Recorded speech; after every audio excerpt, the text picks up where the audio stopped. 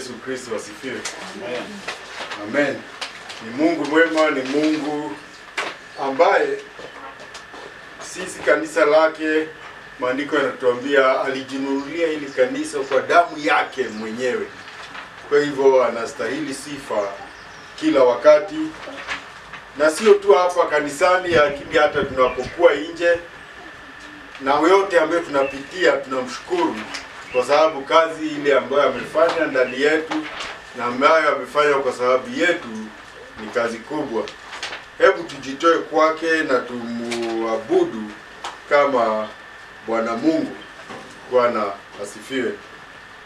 Siku ya leo tunaenda katika somo letu la 11 na liko katika Warumi mlango wa 20. Na somo lake lenyewe linasema hamu. Katika maisha, mtu ambaye hana hamu ya jambo lolote, ningesema ni mtu ambaye ni wa kuhurumiwa, ni mtu ambaye kuna kitu, ukisikia mtu hana hamu yoyote, umuulize nikununulie soda, hapana, sina hamu ya soda.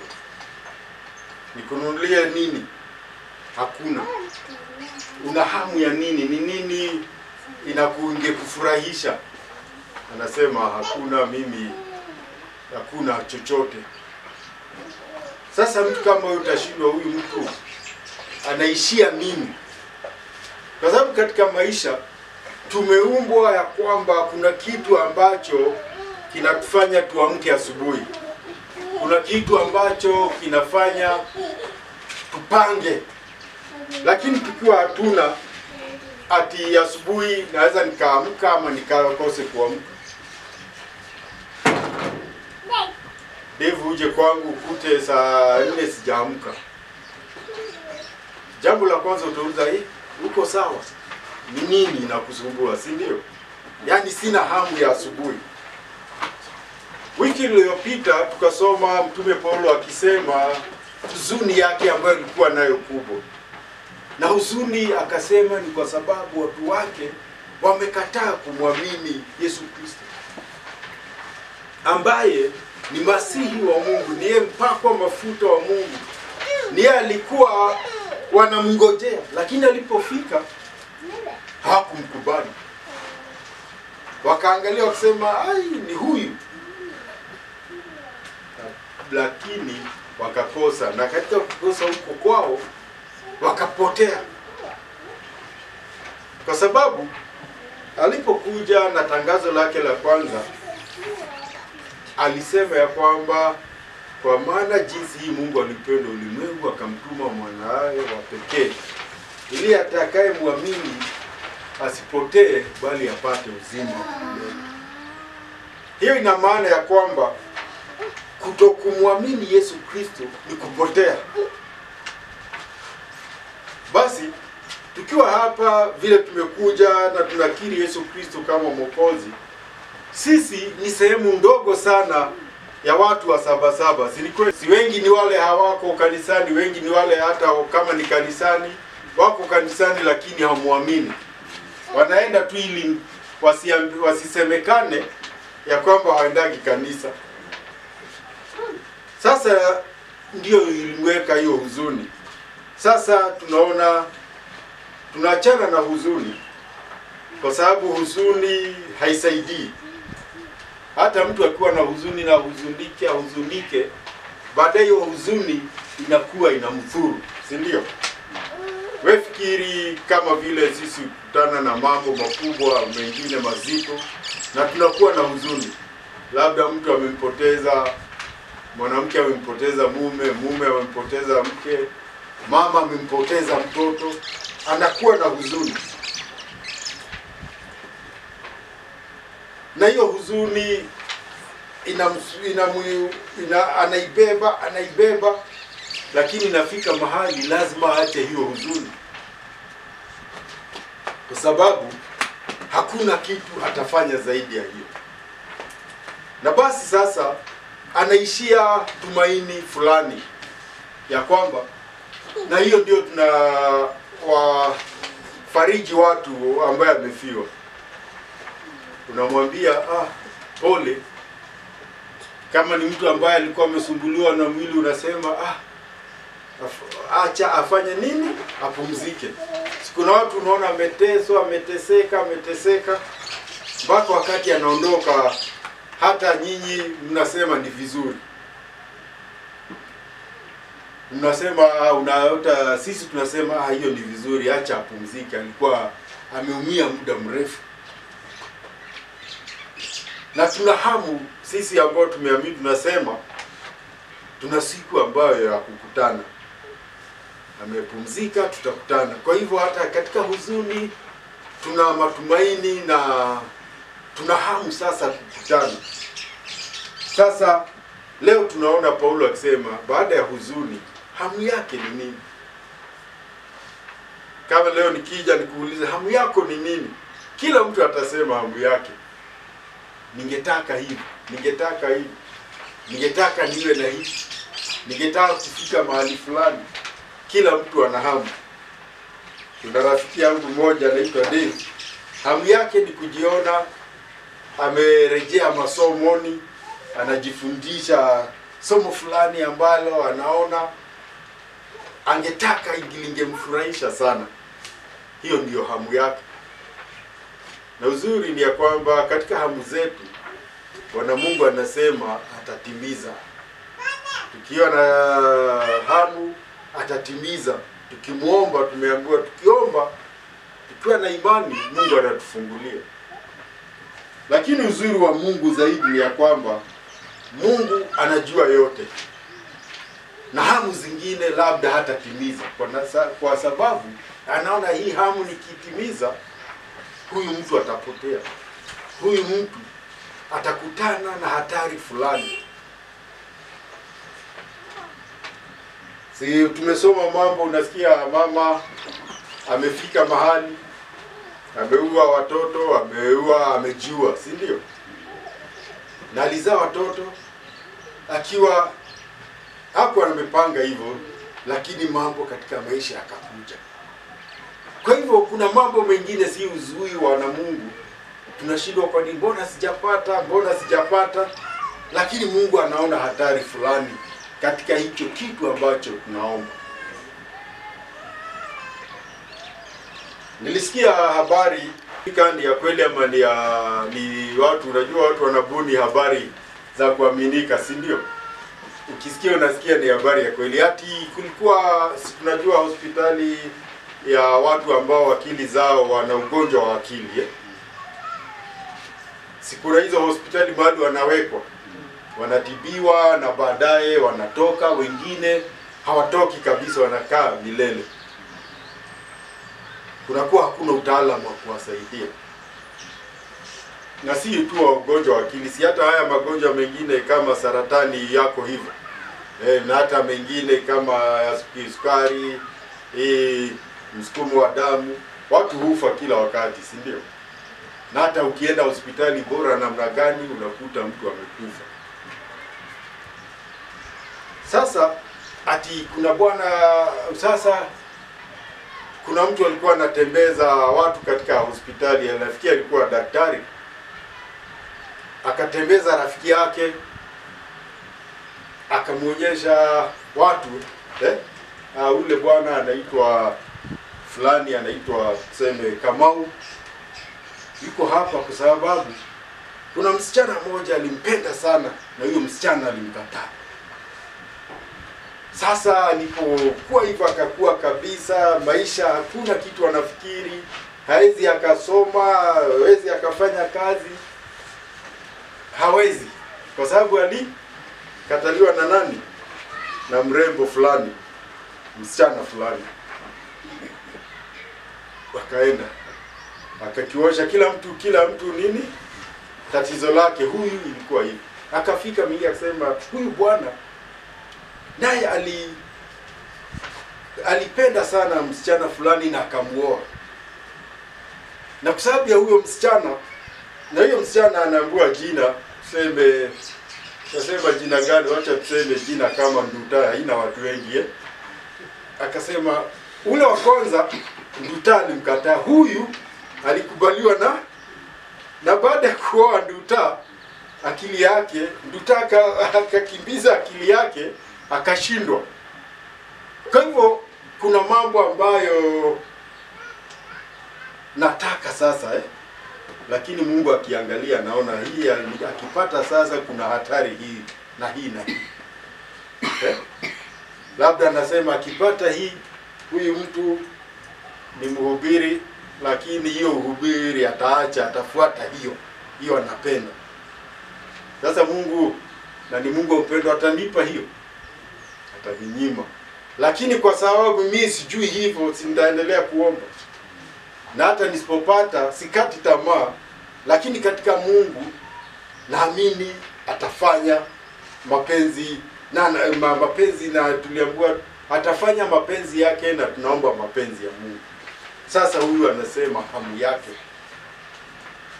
kwa sababu wote tuna hamu. Si hamu zote zitatimizwa, lakini Mungu, hamu ambayo inaambatana na mapenzi ya Mungu kwetu, ambayo itatujenga, itatusaidia na itatusaidia katika huduma yetu na katika maisha yetu, anatimiza. Lakini zingine ataangalia aone huyu. Katika maisha yangu tumekutana na watu, tulikuwa tumeokoka pamoja, tulikuwa vijana, lakini wakavutiwa na mambo fulani. Wengine wakavutiwa na biashara na pesa. Sasa ikakuwa hata siku ya Jumapili mtu hapatikani. Baadaye mtu hata kanisani hapatikani. Kwa sababu hamu yake kubwa katika maisha ilikuwa pesa. Lakini pesa ni mzuri, lakini pesa pia ni hatari. Tumesoma mambo ya mtu kama Ibrahimu, alibarikiwa, lakini hata dakika ya mwisho yeye alikuwa na imani katika Mungu. Hivyo ndivyo Mungu angetaka na angependa kwetu. Hebu tuone katika hamu. Jambo la kwanza ni katika Warumi 10 mstari wa kwanza mpaka wa 4. Hebu tusomee hiyo mistari 4 tafadhali.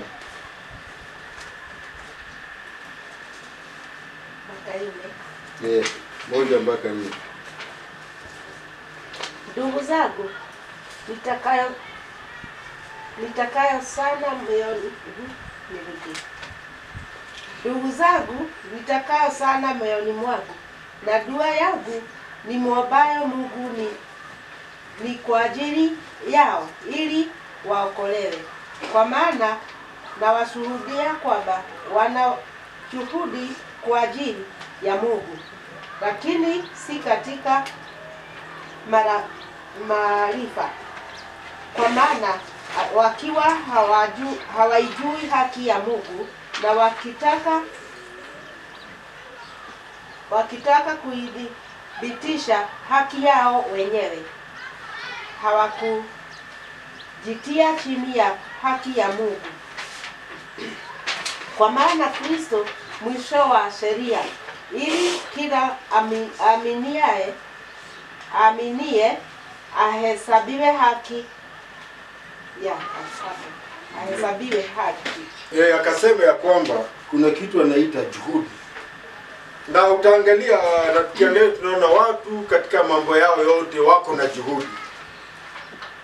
Kama nimeenda shule na nataka kufanya kazi fulani, sinafanya juhudi. Na nasoma, naweka bidii. Rafiki zangu wakiniambia tuende mahali fulani tufanye jambo fulani, naambia hapana, kuna kazi fulani nataka kumaliza, kuna kitu sikuelewa vizuri shuleni. Na hata kazini mtu anafanya bidii, na baadaye unakuta huyu mtu amepewa madaraka kwa sababu ya bidii. Sasa tunaambiwa ya kwamba kama kuna kitu anaomba, ndio hapo tunaambiwa ya kwamba hamu ya moyo wake Paulo ilikuwa na maombi yake kwa Bwana Mungu ni kwa ajili ya Israeli, kwamba waokolewe, waokoke, kwa sababu Mwokozi alikuja kwao, akawaambia habari njema. Sinakumbuka Nikodema akienda kumtafuta, na kwa sababu alikuwa kiongozi, tunaambiwa alienda usiku, kwa sababu hakutaka aonekane.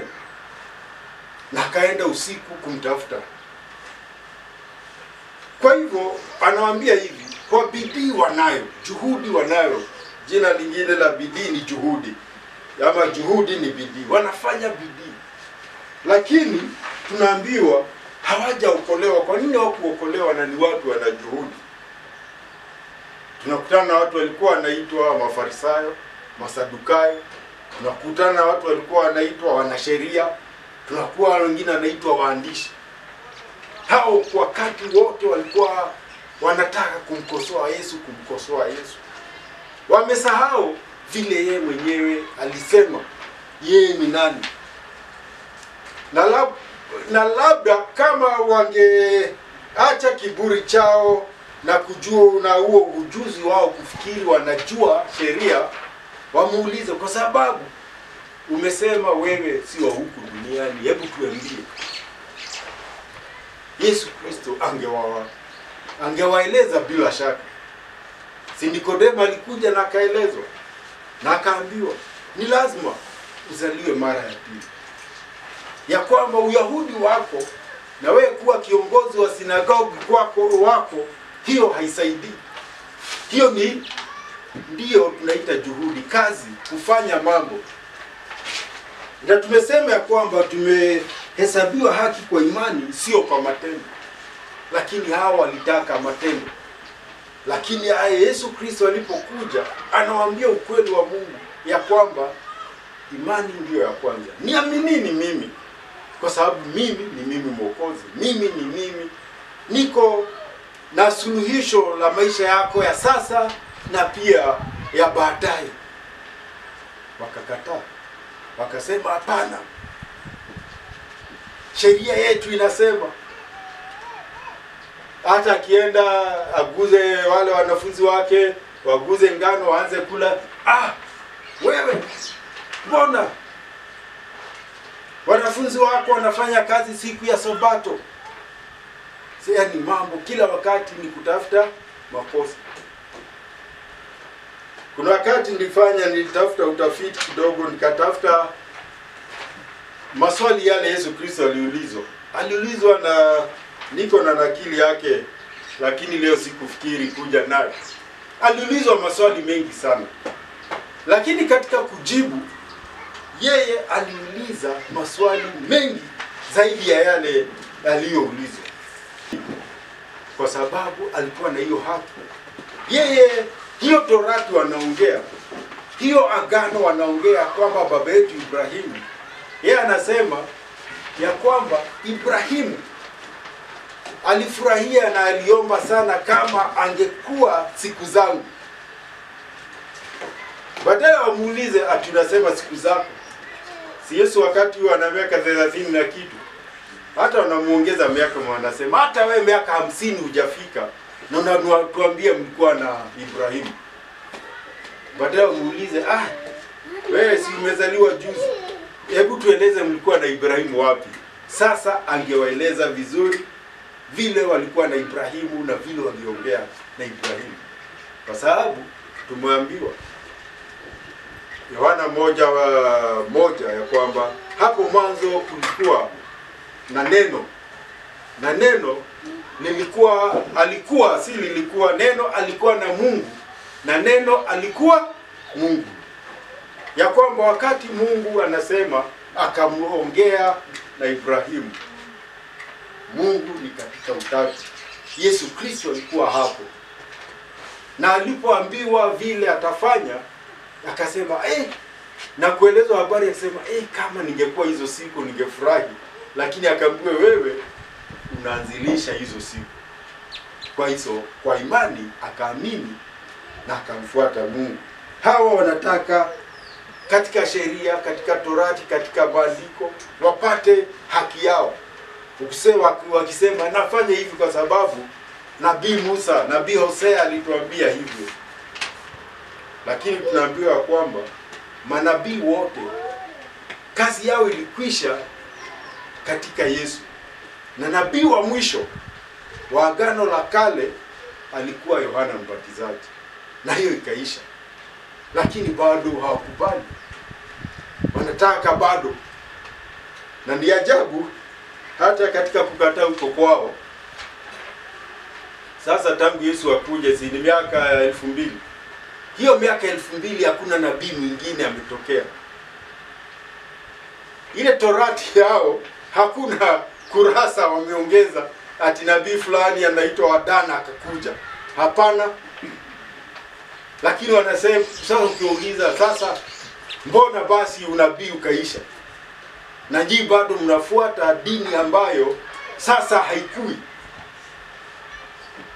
Hiyo ndiyo inaitwa juhudi. Na ndio wakaambiwa kwamba kweli juhudi wako nayo, lakini bila maarifa. Wewe fikiri, unataka kusoma sana, si ndio? Nikupe karatasi imeandikwa na Kihindi. Hata ufanye, si lazima utafute kujua Kihindi.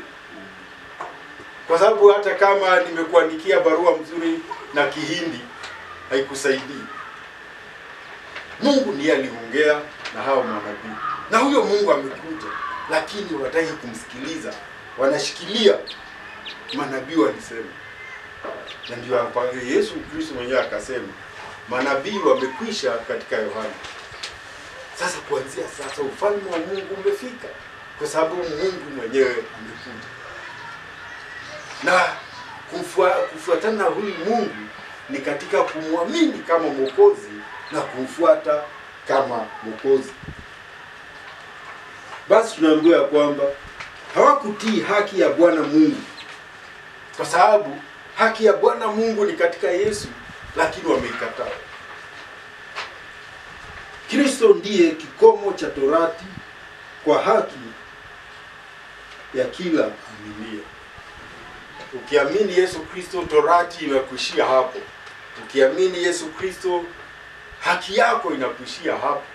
Lakini utaipata hiyo haki, nitaipata hiyo haki, niliipata hiyo haki kwa kuamini huyu Yesu Kristo. Isaya 55:9 inasema hivi: kwa maana kama vile mbingu zilivyo juu sana kuliko nchi, kadhalika njia zangu zi juu sana kuliko njia zenu, na mawazo yangu kuliko mawazo yenu. Sasa ni Mungu anazungumzia hawa watu. Wewe fikiri, kikombe kama hiki si mtu ametengeneza? Kiwe kina sauti, kianze kujibishana na yule amekitengeneza. Hivyo ndivyo tunaambiwa. Sasa hawa waamini ya kwamba wanaambiwa vile Mungu anasema, lakini wakiangalia wasema ai, hapana, sio hivyo. Wanakosa kutii. Lakini kutii kwetu kunatokana na sisi kuamini Mungu yuko, na Mungu ana uwezo wote. Na huyo Mungu anatupenda sisi na ana mpango mzuri. Lakini mpango wake sio kama wetu vile tutapanga. Mawazo yake si kama yetu. Ni kama vile tunaona huko juu, mbingu zilivyo juu. Si tunaona aeroplane zikienda? Na ziko hapa karibu. Wanatupa zile wanaita roketi. Siku wakati walikuwa wanatupa roketi, inaenda mpaka kwa mwezi inarudi. Sasa hata wako na vyombo vingine wanatupa huko. Lakini hawajaenda mahali wakasema tumefika mwisho. Hapana. Wanaenda wanasema uwezo wa chombo chetu ni kufika hapa na kurudi. Si kama ya wakati walianza ndege zamani kuunda ndege. Hakuwa na ndege atatoka hapa ifike Mombasa. Ilikuwa tu iende ifike labda Nairobi, izunguke irudi. Lakini sasa wameenda wakiunda. Lakini bado hatujawahi kufikia ukuu wa Mungu. Lakini mwanadamu anasema sisi tumevumbua. Hakuna kitu mmevumbua. Chochote ambacho tunavumbua kilikuwa kiko. Si labda umeenda hospitalini ukadungwa sindano inaitwa penicillin, Penicillin, Si unadungwa hiyo sindano kwa mambo mengi, Lakini hiyo penicillin unasema mtu fulani ndiye alifanya nini? Alivumbua. Lakini alienda mahali akakuja nayo? Hapana. Ama yeye mwenyewe aliitengeneza? Aliikuta iko, lakini ilikuwa bado haijagunduliwa na mtu mwingine. Si kitu aliiunda yeye mwenyewe ambaye iko wako. Sasa ndio tunaambiwa hiyo ndio tatizo. Tutakuwa na juhudi, lakini kama juhudi hazitakuwa zinaambatana na imani, ni juhudi bure. Na hiyo ndio huyu anasema, kama tu Hawa, hamu yake ni kama hawa Wayahudi wenzake wangeokolewa, lakini wamekataa kwa sababu wanaona tu juhudi, lakini juhudi ambazo haziambatani na maarifa ya Mungu. Wamekataana na maarifa ya Mungu. Yesu Kristo kuja, Mungu mwenyewe kuja. Nimesikia watu wengine wanasema hapana, Mungu hawezi kuzaa. Yaani wanapinga nini? Wakristo. Wakristo tunasema Yesu Kristo ni mwana wa Mungu. Na anakataa. Sasa mtu mmoja nikasikia anauliza, wakisema Mungu hawezi, kwani wana huyu Mungu wao wanasema ni Mungu, hata kuwa Mungu na anashindwa kufanya mambo mengine? Sasa hiyo ndio Wayahudi. Ile habari walipewa wakakataa, ati kwa sababu haiambatani na maarifa yao na vile hao wanataka na vile wamezoea. Wakisahau ya kwamba ni Mungu ambaye aliwapatia Torati, na sasa Mungu amewaambia mambo ya Torati imekwisha. Sasa ni haki kupitia Yesu Kristo ambaye atakuja kutolewa dhabihu ya mwisho. Hii wanasema hapana. Jambo la pili, na neno linaitwa yeyote. Tusomee mstari wa 5, 6, 7 tafadhali.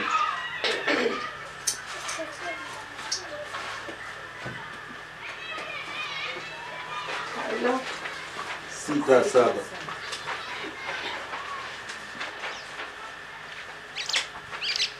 Kwa maana Musa aliandika juu ya haki itokayo kwa sheria, ya kuwa mtu afanyaye hiyo ataishi kwa hiyo. Bali ile haki ipatikanayo kwa imani yanena hivi, usiseme moyoni kwako, ni nani atakaye pada kwenda mbinguni? Yani ni kumleta Kristo chini. Ndio. 6, 7. Some 7. Au ni nani atakayeshuka kwenda kuzimuni?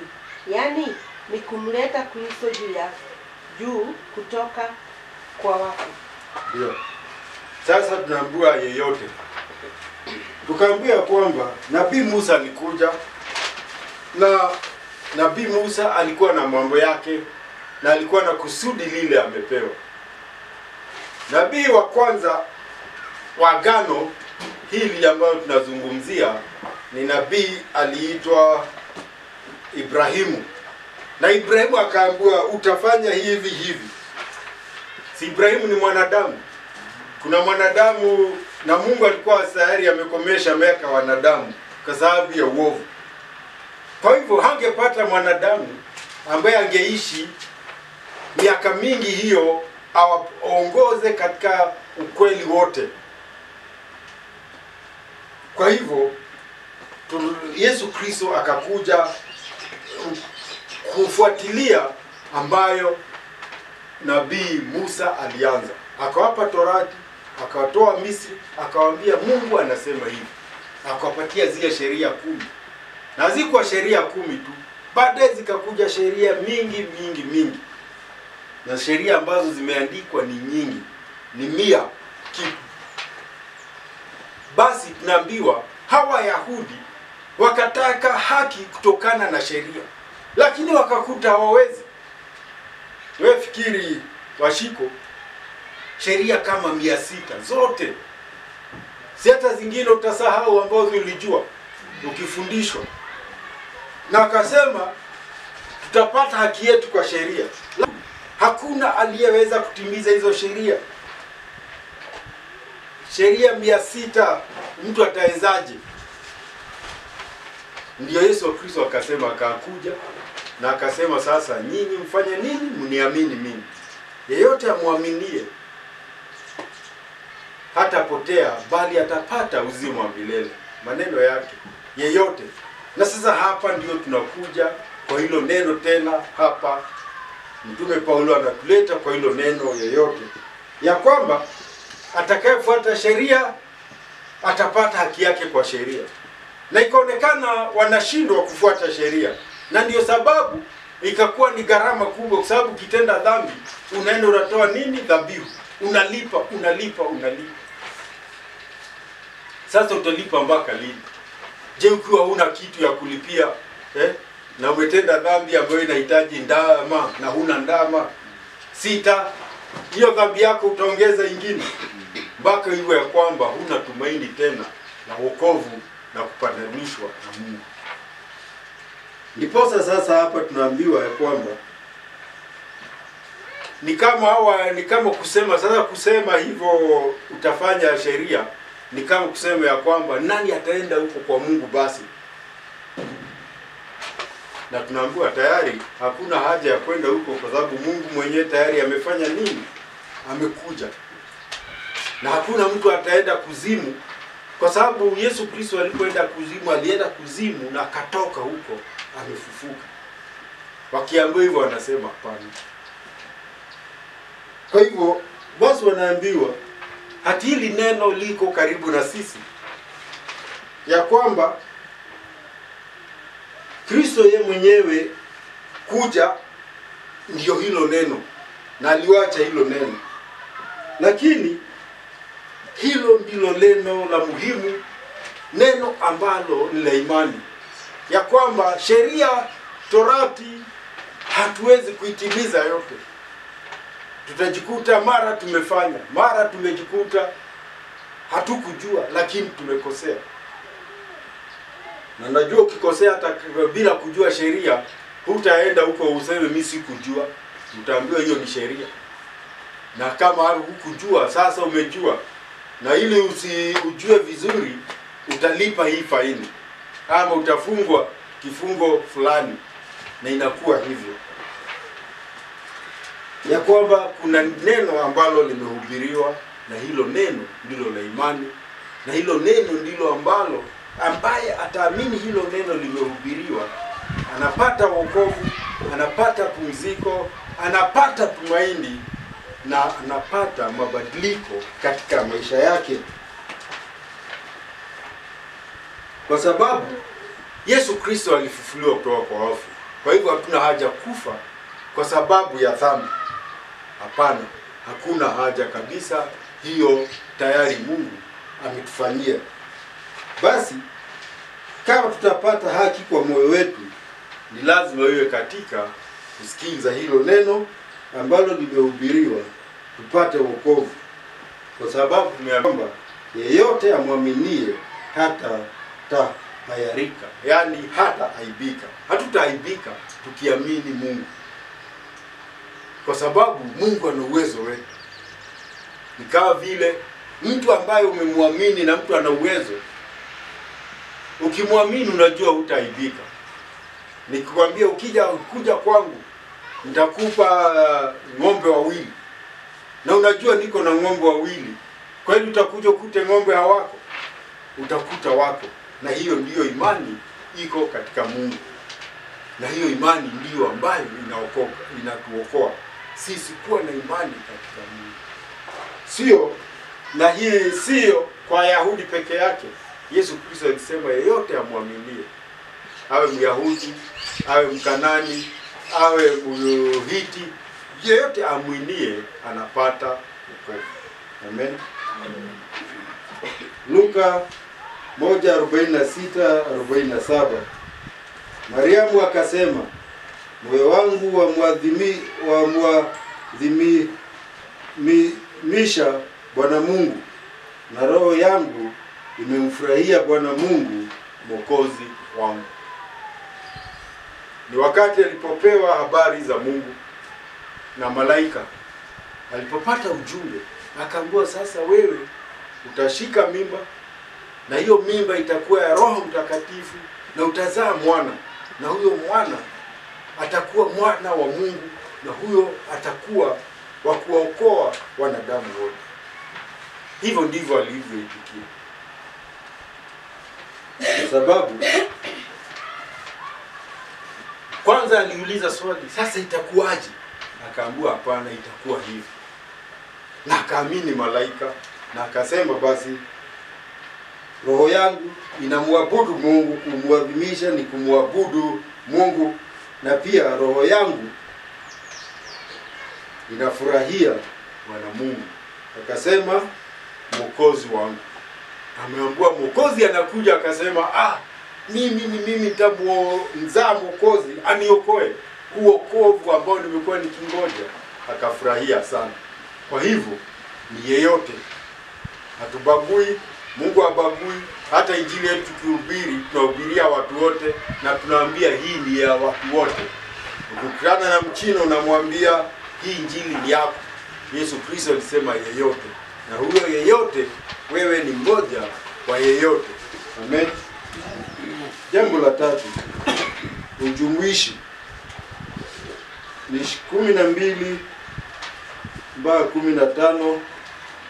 Hebu tusomee 12 mpaka 15 tafadhali. Ujumuishi, yani kushirikisha watu wengine. Sasa kuna ubaguzi ya kwamba ni Wakikuyu tu. Washiko, simesikia hii dini wanasema kirera ya Wakikuyu. Mjaluo akija inamhusu. Sasa hivyo ndio sasa ilikuwa kabla.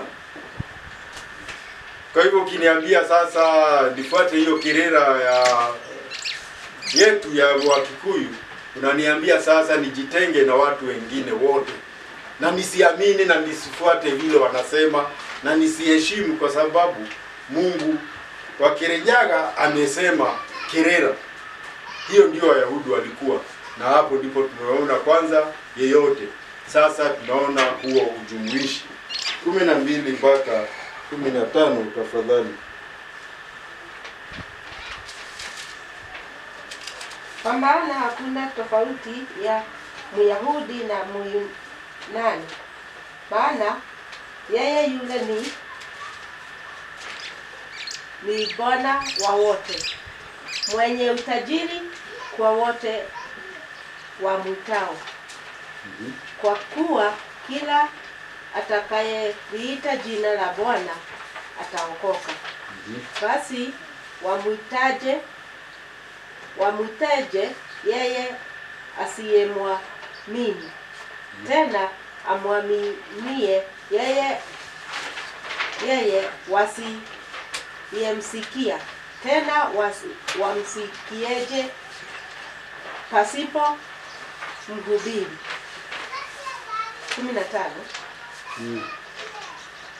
Tena wahubirije wasipopelekwa, kama ilivyoandikwa, ni mizuri kama nini miguu yao wahubirio habari ya mema. Ndio.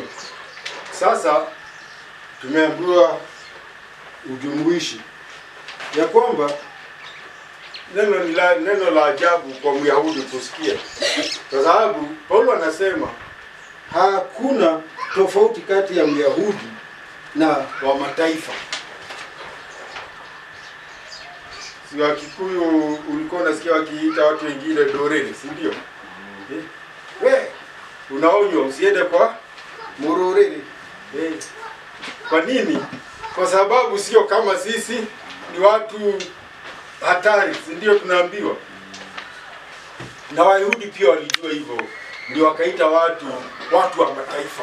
Sisi ni watu wa Mungu au ni watu wa mataifa? Lakini hapa tunaambiwa hakuna tofauti, kwa sababu Mungu huitika na kuwaokoa wote wamwitao, ya kwamba yeyote ambaye atamuita Mungu anapata wokovu. Na tukisoma hata katika Agano la Kale ya wakati wa Musa na wakati wa Ibrahimu, kulikuwa watu kama hao ambao walikuwa wameingia kwenye hiyo agano na wakakuwa watu wa mataifa, lakini wamekutana na huyo Mungu, wamemwamini huyo Mungu, anamtumikia huyo Mungu, na huyo Mungu amejidhihirisha katika maisha yao.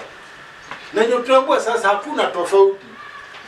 Jambo muhimu ni kuamini. Yule ambaye ataamini na yule ambaye atamuita huyo mtu, wote ambao anamuita anawaitika. Nikaa vile unatembea usikie mtoto analia, washiko hapa Sabaza, ukisikia mtoto analia yuko peke yake, utasema huyu si Mkikuyu, si ni mtoto. Kama mwanadamu utataka kumsaidia, si ndio? Hivyo ndio tunaambiwa Mungu yuko hivyo. Kama sisi wanadamu, ukipata mali mtu amegongwa na gari, unauliza huyo ni kabila gani kwanza? Uulizi hati huyo ni nani? Ni kabila gani huyo amegongwa?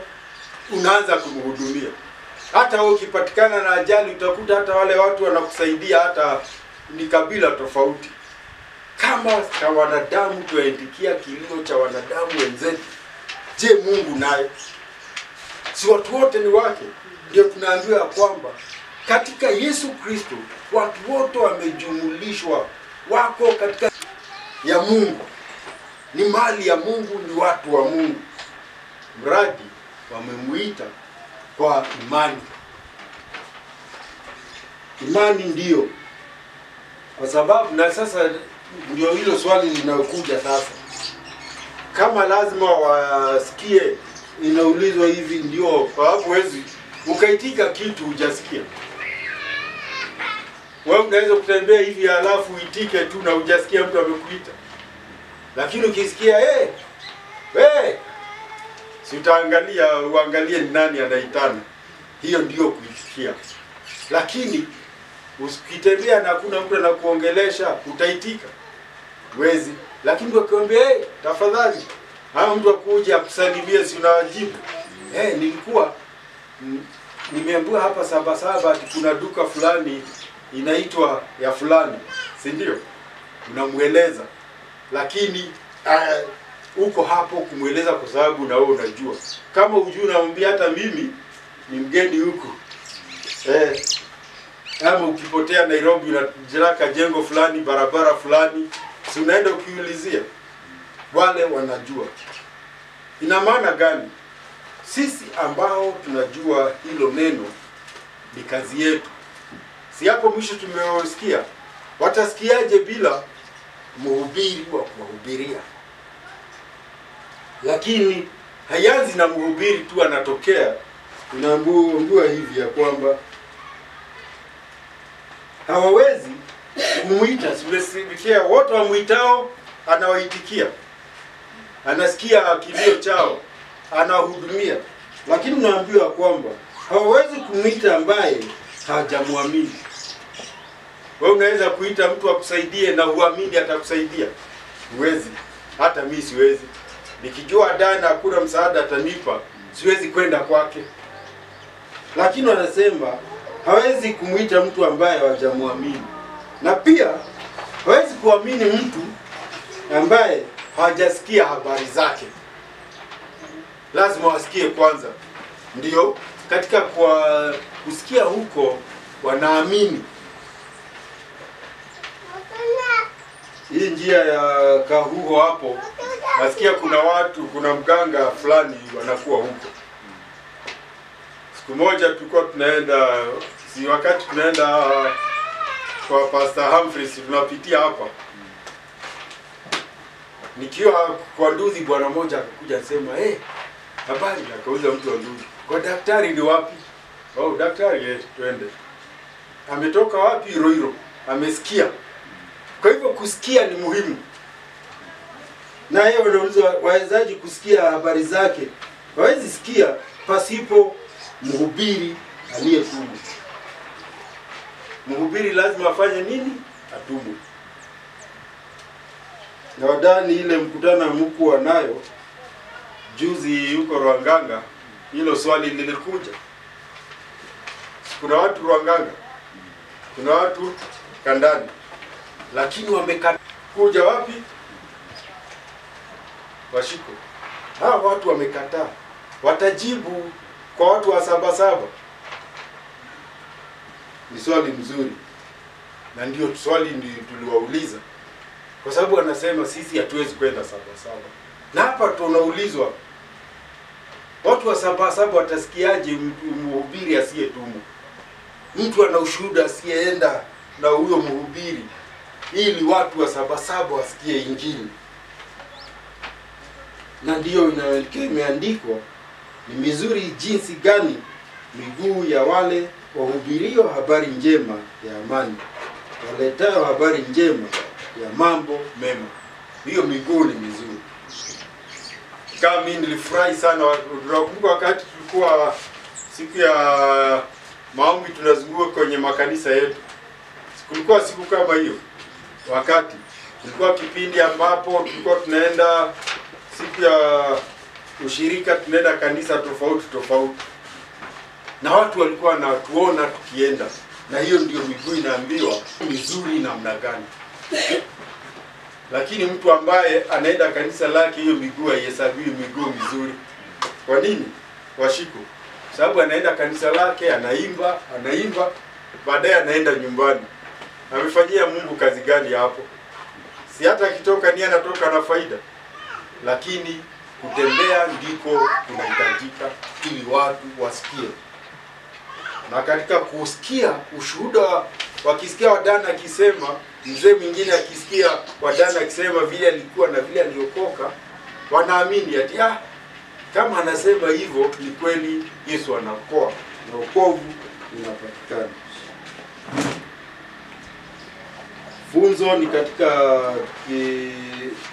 Luka 2:23.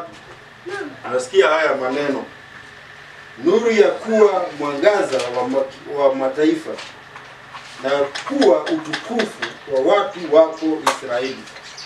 Ni Luka 2:32. Nani anajua aliyenena hayo maneno? Hayo maneno hata hapa tumeyasikia, tulihubiriwa. Nimesahau Sinakumbuka Yesu Kristo alikuwa mtoto, siku zake zilipofika akapelekwa hekaluni kupeanwa kwa Mungu. Katika hiyo ibada tunaambiwa kuna mzee mmoja nabii aliingia. Anaitwa nani? Simoni. Sasa nabii Simoni alikuja, si ati alialikwa. Tunaambiwa kwamba Roho akamshuhudia ati leo usikose nini? Kule hekaluni, usikose ibada leo. Ndio Biblia inasema akajikuta ameenda. Na ikakuwa kuna mtoto anatolewa wakfu kwa Mungu. Na huyo mtoto Roho akamwambia, sasa huyu ni ule mtoto umekuwa ukifanya nini? Ukimngojea. Akaenda mwenyewe bila kuitwa na mtu, akamchukua mtoto mwenyewe na akatoa utabiri wake. Na akasema ya kwamba huyu ni yeye atakayekuwa nuru ya kuwa mwangaza kwa mataifa, kuwa nuru ya kuangazia wa mataifa, na kuwa utukufu wa watu wako Israeli. Watu wa Israeli walikuwa na mngoja. Kwa hivyo sasa ni kwa utukufu, awe huo utukufu kwa watu wa Mungu Israeli. Lakini watu wa Mungu wa Israeli wakapuuza. Watu wa Israeli wakapunguza. Upande mwingine watu wa mataifa, hata wengine wakakuja huko waliposikia yuko. Sikuna yule akida wa Kirumi aliamini. Na hata akatumana aliposikia habari za Yesu na akaamini. Akajua mamlaka Yesu ni ya juu zaidi. Hata Yesu alipokuja akamwambia hapana, usije kwangu. Tuma neno. Hata hawakufika kwake. Alikataza Yesu kwenda kwake, akasema wewe ni mtu na mamlaka, mimi sistahili wewe uje kwangu. Lakini Wayahudi wanampuuza.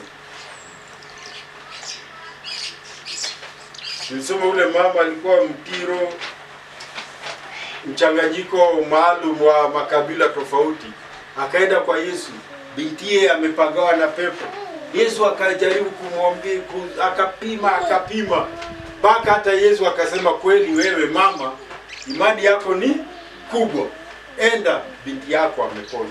Watu wa mataifa sasa ndio tunaambiwa mwangaza wa kuwamulikia, nuru ya kuwaangazia, na kwa watu wa Mungu, lakini utukufu wao watakataa, wakakuwa ni kubishana naye, wakakuwa ni kumwambia vile hao wanataka bila kumsikiliza yeye. Tumalizia ya 4, kutotii. 16 mpaka 21, kutotii. Sasa hebu tusome 16 na 7 na 8. 16, 7 na 8.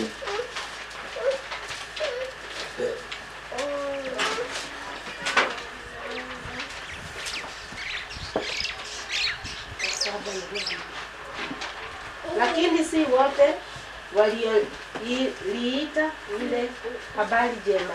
Kwa maana Isaya asema, Bwana ni nani aliyeziamini habari zetu? Basi ni imani chazo chake ni kusikia, na kusikia huja kwa neno la Kristo. Lakini nasema, je, wao hawakusikia?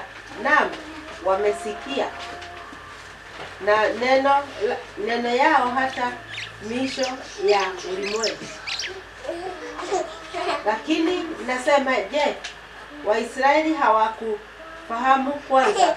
Musa anena Waka hapo. Asante. Ya kwamba kusikia walisikia. Na hata Isaya mwenyewe akawaambia hivyo hivyo. Isaya akawaambia, si tumesoma hayo maandiko yako katika Isaya 50.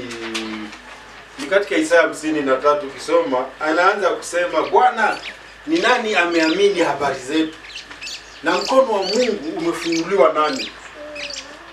Kwa sababu Isaya amewahubiria lakini hawamwamini.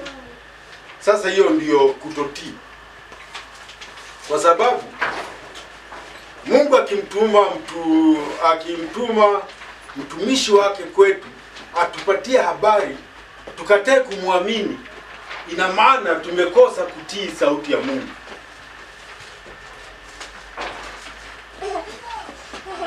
Sasa tunaambiwa kutotii ndio kuliingia hivyo. Ilianza mapema, hata kabla ya Isaya.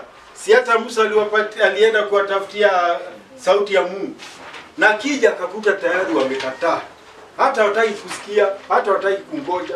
Wakaanza kusema, Musa labda huko kwa mlima alikufia huko, tutengeneze Mungu wetu ambaye ametutoa Misri. Na wakatengeneza sanamu, watu ambao wenyewe ni mashahidi ya vile walikuwa Misri, mateso waliopata, na sasa wamekombolewa na Mungu. Lakini wanasema hapana, hata sisi tunaweza kutengeneza mfano wa Mungu ambaye atatusaidia. Ndama, walichagua ndama wa Dani kwa sababu ya nguvu ya ndama, vile kuwa na nguvu. Huyu ndiye alitutoa, wakatengeza sanamu. Kwa kweli wamesikia. Kwanza kwa nabii Musa. Na nabii Musa aliwaambia hivi, nitawachokoza kwa wao wasio taifa, na kwa taifa lisilo na akili nitawaghadhabisha. Musa aliwaambia hivyo, ya kwamba nyinyi Mungu anajaribu kuongea na nyinyi, lakini mnakataa. Akasema nitawachokoza kwa watu ambao hamuamini Mungu. Yaani si kuchokoza vile tunachokoza Mungu, unachokoza mtu mpigane, ama ni kuchokoza hawa kwa kufanya kazi na wengine. Si wanajua hao ndio watu waenda kwa watu wa mataifa, na kupitia taifa ambalo hamlijui utakuta watu wanatoka huko, watu ambao wanamkiri Mungu kabisa. Unapofikiri watu wa mataifa ambao walidhibitisha mambo kama hayo, nafikiri mtu kama yule unakumbuka mtu aliyekuwa akida wa jeshi la Daudi aliitwa Uria. Ati Uria anaambiwa na Mungu, wewe sasa wewe enda nyumbani. Anaambia Mungu, hema la Bwana Mungu liko linanyeshewa. Akamwambia wewe mfalme, watu wako huko wananyeshewa vitani. Mimi nitoke hapa niende nyumbani kulala huko? Hapana, siwezi. Imani ndiyo hiyo ambayo watu wanadhibitisha, watu wa mataifa. Wewe fikiri, si Daudi tunaambiwa alimpendeza moyo wa mwanamume. Lakini huyu aliyeitwa Uria alikuwa Mhiti. Lakini Mhiti anakataa na Daudi, anakatana na Daudi. Ya kwamba vile Daudi ananiambia haifai na sitafanya. Hiyo ndio Mungu anasema atachokoza kupitia hao. Alafu ati anasema hivi, wasio nitafuta akasema hivi, nilipatikana kwa wale wasio nitafuta, nilidhihirishwa kwa wale wasio niuliza. Kwa Israeli asema, mchana kutwa niliwanyoshea mikono watu wasiotii na wapinzani. Unaona? Tunaona ya kwamba watu wa mataifa wala waliosikia sauti kweli akajionyesha katikati yao. Sinamkumbuka ule msichana aliitwa Ruthu. Ni Mmoabu, taifa ambalo halikubaliki, lakini akasema Mungu wako atakuwa Mungu wangu, na ikakuwa hivyo. Kwa nini? Kwa sababu Mungu mikono yake kila wakati ameinyosha kwa watu wote wasikie. Wale watasikia, waamini, wanaokolewa, wanakuwa na ushuhuda, wanamfuata, wanapata haki. Lakini watu wake anaonyeshea mikono, lakini wale anaonyeshea wanaitwa nani? Anawaita wasiotii na wapinzani. Walimpinga, wakampinga, baadaye wakamkataa, wakasema huyu hatumtaki, huyu asulubiwe, hatumtaki. Funzo katika Mathayo 11:21 inasema hivi, ole wako Korazini, ole wako Bethsaida, kwa kuwa kama miujiza iliyofanyika kwenu ingalifanyika Tiro na Sidoni, wangalitubu zamani kwa kuvaa magunia na majivu. Tiro na Sidoni ni mataifa ya watu wa mataifa. Wale wataitwa makafiri, wale muamini Mungu wa Israeli, Mungu wa kweli, Mungu wa Israeli. Lakini katika huko Korazini, katika Bethsaida, sababu Biblia tunasikia akaenda wapi? Bethsaida. Saa yote ilikuwa ni maskani, katika zile wanaita pilka mitaani. Bethsaida, Korazini alikuwa. Na katika mitaa yote ambayo alikuwa Yesu Kristo alifanya miujiza, watu wakaamini. Lakini wengi pia walikataa, ni wachache waliamini. La si hivyo, wakati walisikia anasulubishwa wangetoka maelfu, si ndio? Waende waseme hapana, huyu ni kweli ni wetu, ni mfuasi. Hakuwa, kwa sababu wafuasi wake walikuwa wachache, kwa sababu ya kutotii neno la Mungu. Sasa sisi tumetii, na kama tumetii basi hebu tudhihirishe kutii kwetu kwa kumfuata Mungu vizuri, kufanya yale yanampendeza, na katika mambo yote kutafuta kumtukuza. Amen. Amen. Basi nikimalizia, neno la kutafakari ni 12 Warumi inasema, kwa maana nawashuhudia kwamba wanajuhudi kwa ajili ya Bwana Mungu, lakini si katika maarifa. Ya kwamba juhudi peke yake haitoshi, inapaswa kufuatwa na maarifa. Kukaa chini na kukubali na kupenda huo ujumbe ambao tunapata. Alafu Warumi 10:1 inasema hivi: ndugu zangu, nitakayo sana moyoni mwangu, ndio hiyo hamu yangu ya moyo wangu, na dua yangu. Dua ni maombi, ni maombezi ya bidii. Ni muombayo Bwana Mungu ni kwa ajili yao ili waokolewe. Wale watu walimpa huzuni, anatumaini kwao ya kwamba wanaweza kuokolewa na anawaombea. Sala ambalo linapaswa kutuongoza ni hili: lakini kwa Israeli asema, mchana kutwa naliwanyoshea mikono watu wasiotii na wakaidi. Watu wakaidi, watu wasiotii, watu wakaidi.